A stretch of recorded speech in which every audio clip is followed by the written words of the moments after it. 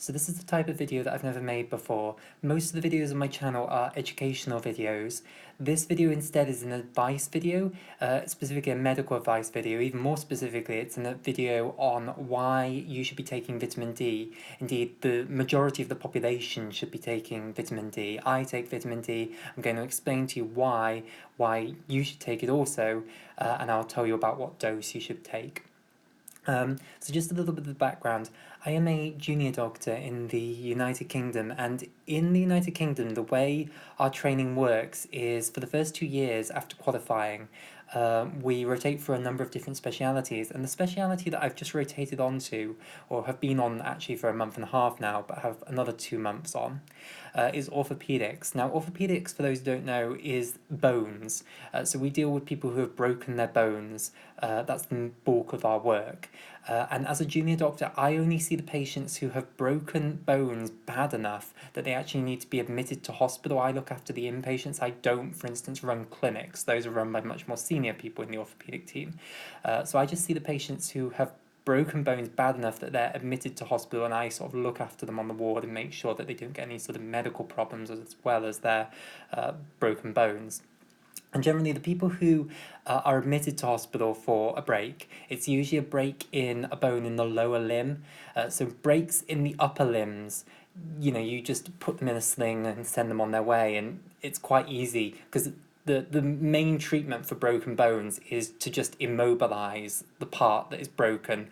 As long as the two fragments are not displaced, i.e. they're reasonably well positioned, then all you need to do then is immobilize those two fragments, keep them in the same position for 4 to 6 weeks, and it'll heal by itself.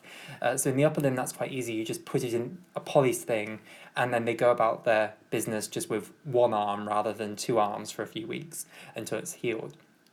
So lower limb fractures are much more serious because, of course, it's much more difficult to do that. You aren't going to be able to weight bear on that leg, and that is much more difficult to cope with. So it's generally lower limb fractures that are going to be admitted to hospital and will need surgical management so that the person is actually functional again, because they can't just immobilize their lower limb for 4 to 6 weeks. There'll be a sitting duck for DVT and atrophy and all sorts of other problems. Anyway, so I've gone on to orthopedics, and you see so many horror stories in orthopedics of where people have fallen over and done horrible injuries to themselves, where their bones have literally snapped in two. And it's not just elderly people with osteoporosis; it's young people that you see doing this as well, and you therefore start to think, how can you actually stop this from or prevent this from happening to yourself? What can you actually do to try and prevent this from happening to yourself? And of course, some good advice is, don't do sport, don't ride horses, don't go on motorbikes, all of that sort of stuff. But also, vitamin D is something you can do to try and make your bones stronger. And indeed, after people have had breaks, one of the things that we do is measure their serum vitamin D often, and if it is deficient, and I'll just talk about actually what level is considered deficient. So we can measure serum vitamin D. Specifically, what we're measuring is 25 hydroxy vitamin D. So let me just explain that a little bit more. So when you take vitamin D orally, or when your skin generates generates vitamin D from cholesterol using UV ultraviolet, the molecule that it creates is what we call vitamin D. Specifically, its proper name is Colecalciferol. However, that is not the actual active form that is used all over the body to do a whole plethora of things and is used by the bones to strengthen them. Instead, it has to be first activated, once by the liver and once by the kidneys. So the liver activates vitamin D by adding a hydroxyl group to it and turns it into 25 hydroxy, so OH is the hydroxy group, vitamin D. And then that form of vitamin D is then activated again by the kidneys to turn it into the fully activated form, which is 125 dihydroxy. So you now have two hydroxyl groups, vitamin D. When we talk about measuring vitamin D, it's actually 25 hydroxy vitamin D that we actually measure within the blood. Now, This is measured in nanomolar, and normally, at least, I mean, there is quite a bit of debate about what should be considered deficient and what should be considered healthy, but in the hospital that I work in, anything under 50 nanomolar is considered to be deficient.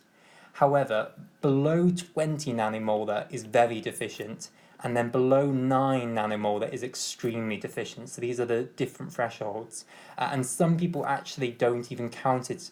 I know from reading on the internet that some places don't actually count it as deficient until it's actually lower than 20 nanomolar. However, in my hospital, we do treat it lower than 50 nanomolar, and it shows up as red on the pathology web page if it's below 50 nanomolar.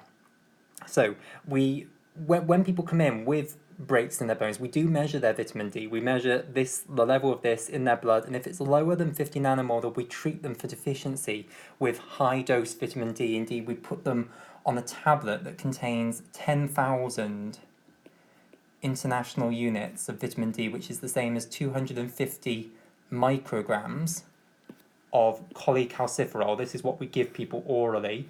It's absorbed from the gut, and then it's activated by the liver to 25 hydroxyvitamin D, activated by the kidneys to 125 dihydroxyvitamin D, and then it can do its job at strengthening bones. And we won't go into details of how it does that, but it is known to strengthen the bones and keep them in good health.